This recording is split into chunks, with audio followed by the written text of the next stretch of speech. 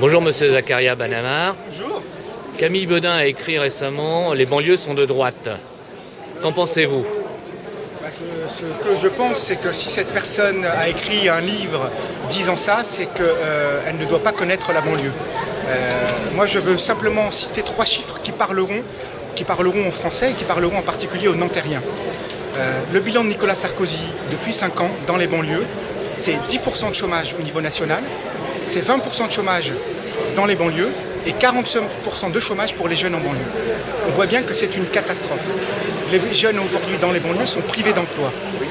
Nicolas Sarkozy a fait de son mandat, depuis 5 ans, a fait coexister 2 territoires, des territoires de riches qui cohabitent avec des territoires délaissés par la puissance publique, avec des suppressions de postes dans l'éducation nationale, avec des suppressions de postes dans la police, 10 000 policiers en moins, avec des suppressions de postes dans l'hôpital. Toute la puissance publique est bien évidemment complètement démantelée. Et aujourd'hui, c'est les villes comme Nanterre qui en subissent les conséquences. Donc non, la banlieue, elle va mal. La banlieue, elle a besoin d'un nouvel espoir. Et cet espoir, il peut être donné par un programme ambitieux, par un programme novateur, comme celui de François Hollande.